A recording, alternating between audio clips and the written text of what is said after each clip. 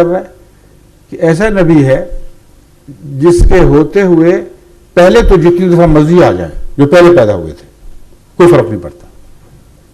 تو مطلب کیا تھا خاتم کا؟ پھر سوال یہ اٹھنا چاہیے، ہر معقول شخص کو یہ پوچھنا چاہیے کہ خاتم کا مقصد کیا ہے؟ کیا یہ مقصد ہے کہ نبوت کی ضرورت ہے اور پھر بھی خدا نے ختم کر دیا ہے، یا یہ مقصد ہے کہ نبوت کی ضرورت نہیں رہی؟ اگر یہ مقصد مانیں کہ خاتم النبیین حضرت محمد رسول اللہ صلی اللہ علیہ وآلہ وسلم کو بناتے ہوئے اللہ تعالیٰ یہ بات بھول گیا کہ نبی تو میں ختم کر رہا ہوں، ضرورت باقی ہے، اب میں کیا کروں؟ تو خاتم کا مضمون ایسا لغو و بےمانی ہو جائے گا کہ دنیا کا کوئی ذی شعور انسان اس بات کو خدا کی طرف منسوب کر ہی نہیں سکتا. ضرورت تھی اور پھر رستے روک دیے. جب رستے روک دیے اور پوچھا گیا کہ اب کیا کریں، پھر ضرورت تو باقی ہے، فکر نہ کرو پرانا واپس لے آؤں گا.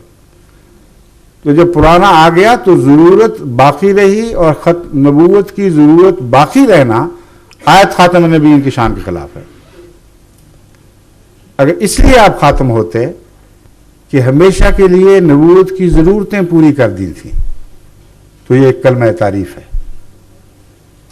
اگر اس معنی میں خاتم ہے کہ نبوتوں کی ضرورتیں باقی تھیں مگر اس کے باوجود آپ کی امت میں کوئی نبی کا مرتبہ پانے والا انسان پیدا نہیں ہو سکتا، تو یہ حضرت صلی اللہ علیہ وآلہ وسلم کی مدح نہیں مذمت ہے. اور مولوی دوسری طرف سے کان پکڑ کے آپ کو کہہ دیتے ہیں فکر نہ کرو پرانا مسیح آ جائے گا. اب اس میں اور بھی باتیں ہیں. پرانا مسیح آئے گا تو ان کی یہ بات تو پوری ہوگی کہ پہلے پیدا ہوا، لیکن مرا کون بعد میں؟ وفات کس کی ہوئی؟ یہ بھی تو دیکھو. آخری پیدائش سے گنا جاتا ہے یا وفات سے گنا جاتا ہے؟ ساری دنیا جانتی ہے کہ کسی کا آخری ہونا اس کی پیدائش سے نہیں، اس کی وفات سے گنا جاتا ہے.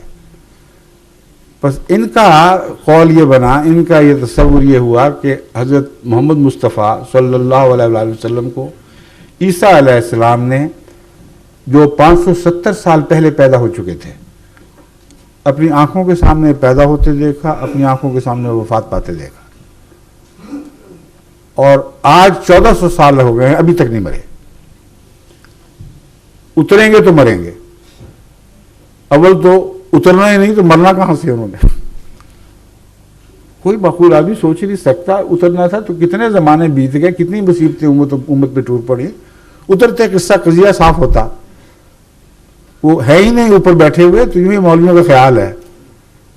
تو نہ اتریں گے نہ اس مصیبت سے چھٹکارا ہوگا، اور زندہ رہیں گے ہمیشہ. تو عملاً دعویٰ یہ ہے کہ ایک نبی ہمیشہ کے لیے زندہ رہے گا، یعنی گویا وہ خدا بن گیا جو موت سے پالا ہو گیا.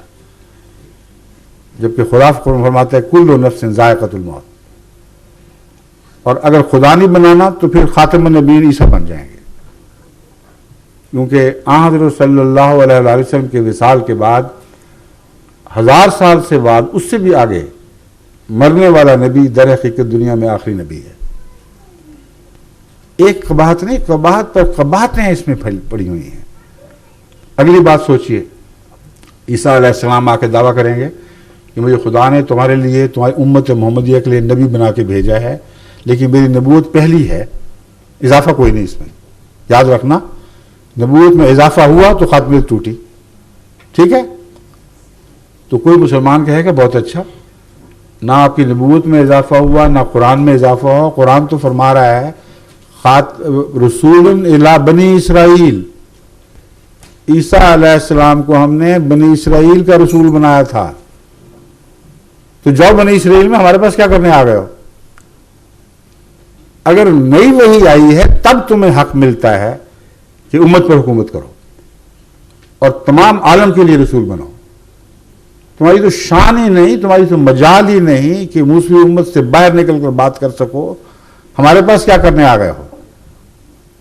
اگر وہ کہے قرآن پر مبنی بات ہے تو وہ مولوی اٹھائیں گے، کہیں یہ دیکھو رسول الی بنی اسرائیل، اس آیت کو کاٹو. پہلے کاٹے گا تو کافر اور دجال ہو جائے گا، نہیں کاٹے گا تو اس کی نبوت مانے گا کون؟ اور اگر مانے گا تو تسلیم کر لیں گے کہ یہ بہانہ تھا کہ پرانا آیا ہے، پرانا اپنی پرانی نبوت کے ساتھ آ ہی نہیں سکتا، کیونکہ وہ اپنے دائرے میں محدود ہے۔ اگر محمد رسول اللہ کے دائرے میں اس نے قدم رکھنا ہے تو عالمی نبوت لیے بغیر وہ آ نہیں سکتا، ناممکن ہے۔ اور عالمی نبوت ایک نیا اعزاز ہے جو پہلے اس کو نصیب نہیں ہوا تھا۔ اگر کہتے ہیں ہوا تھا تو محمد رسول اللہ علیہ وسلم کا دعویٰ کہ میں ہی عالمی رسول ہوں وہ ختم ہو گیا۔ تو وہ ترجمہ خاتم النبیین کا جو تضادات سے بھرا پڑا ہے، اور جہاں آپ اس کی پیروی کرتے ہیں آخر لغویات تک آپ کو پہنچا دیتا ہے، اس کو ماننے پر آپ کے دل راضی ہیں صرف اس لیے کہ آپ نے سنا ہے اور سنتے چلے آئے ہیں۔ ہوش سے، اپنی عقل سے خدا نے آپ کو عقل دی ہے، علم دیا ہے، ان باتوں پر غور تو کر کے دیکھیں۔ تو عیسیٰ علیہ السلام سوائے اس کے کہ وہ نئی نبوت پا کے آئیں جو عالمی ہے، اس عالم میں دوبارہ امت محمدیہ کے معاملات میں دخل دینے کے مجاز ہی نہیں۔ پھر کیا ہوگا؟ کیا قرآن کریم نے آیت خاتم النبیین کے مضمون پر روشنی ڈالنے والی کوئی ایسی آیت بھی رکھی ہے جس سے خاتمیت کے باطل ہوئے بغیر، لازماً اس کے باطل ہوئے بغیر، ایک ایسے نبی کی پیشگوئی ہو یا ایک سے زائد انبیاء کی بھی پیشگوئی ہو، ممکن ہو، جو محمد رسول اللہ کے تابع ہو؟ اور اگر محمد رسول اللہ کے تابع ہے تو خاتمیت کا وہ معنی پھر بڑی شان سے قائم ہو جائے گا، سب سے بالا، سب سے افضل۔ اس کا شاگرد تو آ سکتا ہے، اس کا استاد نہیں آ سکتا۔ کیا ان معنوں کی کوئی آیت قرآن کریم میں موجود ہے؟ اگر ہے تو علماء آپ کو کیوں نہیں بتاتے؟ کہ ان سے پوچھیں۔ سورہ نساء میں وہ آیت ہے، اللہ تعالیٰ فرماتا ہے وَمَن يُطِعِ اللَّهَ وَالرَّسُولَ فَأُولَٰئِكَ مَعَ الَّذِينَ أَنْعَمَ اللَّهُ عَلَيْهِمْ مِنَ النَّبِيِّينَ وَالصِّدِّيقِينَ وَالشُّهَدَاءِ وَالصَّالِحِينَ وَحَسُنَ أُولَٰئِكَ رَفِيقًا۔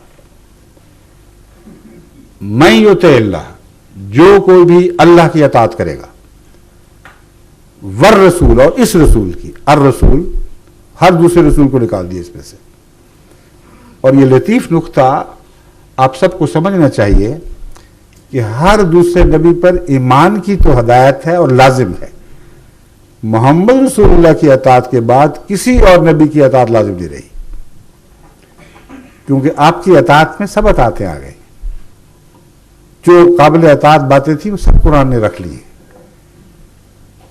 اس میں کتب قیمہ ہیں، تمام دائمی صداقتیں ہیں۔ بس اس پہلو سے یہ مضمون سورہ نساء کی اس آیت سے خوب کھل جاتا ہے کہ خاتم کا مطلب کیا ہے اور آئندہ کیا ہونے والا ہے۔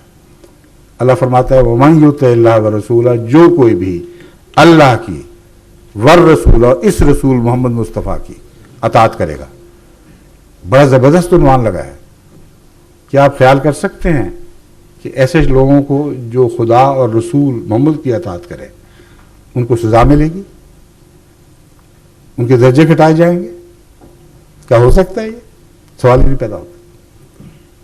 یہ عنوان بتا رہا ہے کہ بہت بڑے انعام کا اعلان کیا جا رہا ہے، اور باقی آیت بالکل یہی بات کر رہی ہے۔ فَأُولَٰئِكَ مَعَ الَّذِينَ أَنْعَمَ اللَّهُ عَلَيْهِمْ، اب بس یہی لوگ ہوں گے جن پر خدا انعام فرمائے گا۔ انعام کے لیے اب اللہ اور محمد رسول اللہ کی اطاعت لازم قرار دے دی گئی ہے۔ مَعَ الَّذِينَ أَنْعَمَ اللَّهُ عَلَيْهِمْ، مگر ہوں گے وہ کون لوگ؟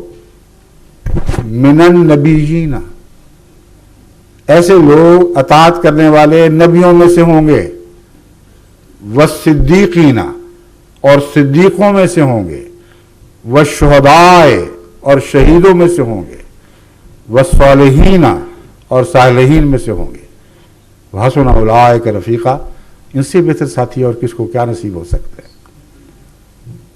یہ ہے آیت خاتم النبیین کا مفہوم جو قرآن سے اس شان کے ساتھ ثابت اور واضح ہے۔ اور بھی بہت سی آیتیں ہیں، مگر پھر بات بہت لمبی ہو جائے گی، میں نے حدیث کی بھی بات کرنی ہے۔